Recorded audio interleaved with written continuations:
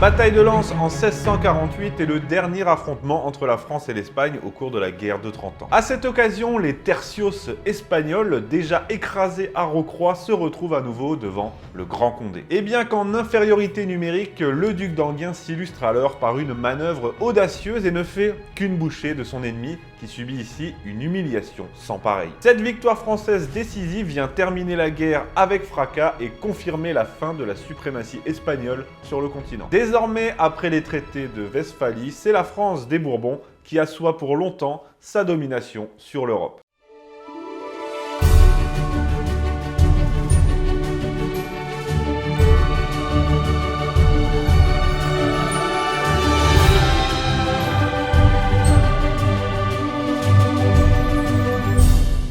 Nous sommes donc en 1648 et voilà 30 ans que l'Europe est le théâtre d'un affrontement sanglant entre la France des Bourbons et l'Espagne des Habsbourg. Pour rappel, la guerre de 30 ans débute en 1618 et oppose les Habsbourg, donc d'Espagne et du Saint-Empire, des puissances catholiques, aux États allemands protestants qui peuvent compter sur un allié de choix depuis Louis XIII et surtout Richelieu, la France. Bon, en vrai, au-delà de l'affrontement religieux, c'est surtout une lutte pour la suprématie en Europe entre les tout-puissants Habsbourg et les Bourbons, avec la France qui entend bien signifier que son heure est venue. Car juste à présent, c'était bien les Habsbourg qui tenaient le haut du pavé. Sur terre comme sur mer, les armées espagnoles avaient une réputation d'invincibilité, grâce notamment à leur fameux tercios, des carrés d'infanterie lourdement armés et réputés invincibles. Il faudra attendre la bataille de Rocroi, que j'ai traité dans un épisode précédent, pour voir ces tercios subir une cuisante défaite face au Grand Condé. Lors de cette bataille de Rocroi en 1643, le Grand Condé réalisait son premier grand coup d'éclat en offrant à la France sa première victoire sur l'Espagne depuis longtemps et en mettant fin à la réputation d'invincibilité de l'infanterie espagnole. Désormais, c'est la cavalerie française qui domine les champs de bataille et celle-ci ne tardera pas à confirmer son rang. Dans cette guerre de 30 ans, donc, la France reprend la confiance et l'initiative. Condé s'empare de Thionville, la plus importante citadelle espagnole dans le nord-est, et la même année, c'est sur les mers que la France s'illustre. À la bataille de Carthagène, au large des côtes espagnoles, une flotte française, pourtant en infériorité numérique, remporte une victoire décisive sur la marine espagnole, s'assurant ainsi le contrôle de la Méditerranée. Mais l'Espagne n'a pas dit son dernier mot dans cette guerre. Sur le front allemand, elle inflige une série de défaites à l'armée française, notamment lors de la bataille de Fribourg en 1644, où les pertes sont épouvantables des deux côtés. Les Habsbourg contrôlent maintenant la vallée du Rhin et il faudra l'intervention de Turenne pour rétablir plus ou moins la situation. Les troupes royales s'emparent de Dunkerque, mais une mauvaise nouvelle arrive. Les Hollandais viennent de signer une paix séparée avec l'Espagne. Celle-ci va donc pouvoir concentrer tous ses efforts, toute son armée contre la France qui, de son côté, doit toujours se battre sur plusieurs fronts.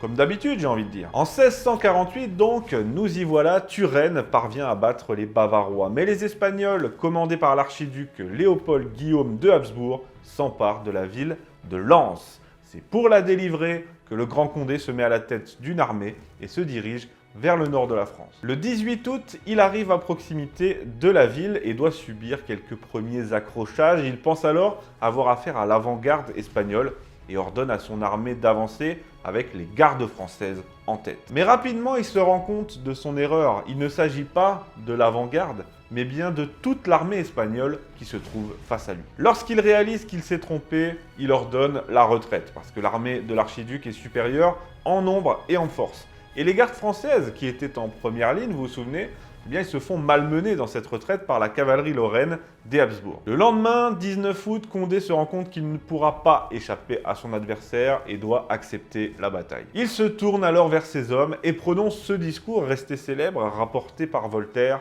« Amis, vous souvenez-vous de Rocroi, de Fribourg, de Nördlingen? Il nous faut vaincre ou mourir. Vous marcherez sur une seule ligne. Vous conserverez quoi qu'il en coûte votre ordre de bataille. Vous essuierez sans tirer le premier coup de feu de l'ennemi. Ensuite seulement, vous pourrez tirer. » Quel panache! Et s'il dit ça, c'est parce que jusqu'à présent, les troupes espagnoles avaient la réputation de toujours laisser tirer l'ennemi en premier. Pour Condé, cette arrogance doit cesser. D'autant que, je le précise, mais laisser tirer l'ennemi, c'est pas seulement de l'arrogance, ça apporte aussi un avantage tactique, puisque la fumée dégagée par les mousquets permet ensuite de l'aveugler et de prendre l'initiative, par exemple avec une première salve, puis une charge. Donc Condé accepte le combat, il exhorte ses hommes, mais il le sait, il est en infériorité numérique. Il dispose de 16 000 hommes contre 20 000 et d'une cavalerie et une artillerie inférieure en nombre. Alors, il doit ruser. Il feint une retraite et aussitôt, l'archiduc tombe dans le piège, pensant pouvoir écraser facilement cette armée en déroute. Le Habsbourg ordonne à sa puissante cavalerie de lancer la poursuite.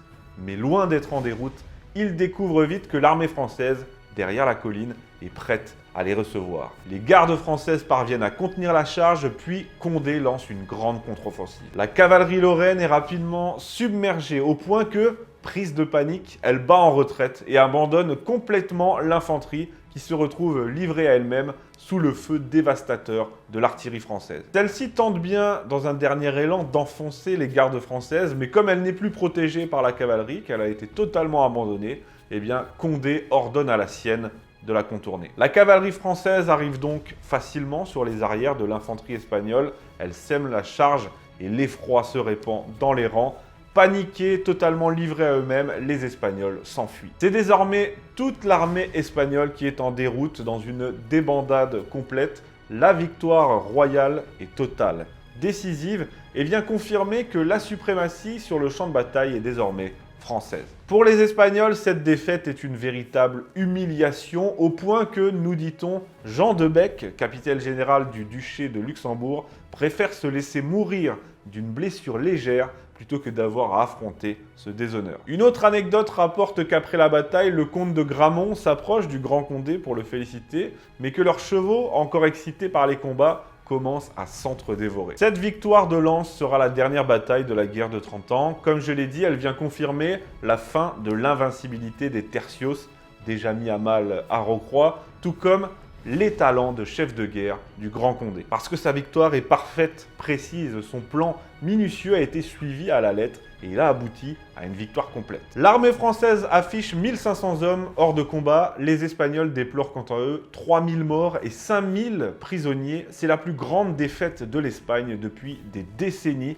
et la plus belle victoire de Condé. Si ça vous intéresse, et surtout quand ça aura réouvert, le tableau de Jean-Pierre Franck sur cette bataille de Lens est exposé dans la galerie des batailles au château de Versailles. Vous le savez, cette guerre vient se terminer avec les traités de Westphalie, qui marquent la fin de la suprématie des Habsbourg en Europe et surtout qui ouvrent une nouvelle ère, celle de la France des Bourbons, celle du grand siècle de Louis XIV. Désormais, c'est la cavalerie française qui est en tête d'affiche et c'est la France qui impose le nouvel ordre européen, celui de sa prépondérance sur le continent, mais aussi celui de la souveraineté des États. Ah, quelle est glorieuse cette paix de Westphalie, si on pouvait revenir à cet ordre, ça serait plutôt pas mal. Allez, merci de m'avoir écouté, je vous retrouve la semaine prochaine pour un nouveau numéro de La Petite Histoire. Mettez des commentaires pour dire ce que vous en avez pensé, pour me proposer des sujets. N'oubliez pas d'aimer la vidéo, partager, vous abonner à TV Liberté, c'est très important, nous comptons sur votre soutien. À bientôt.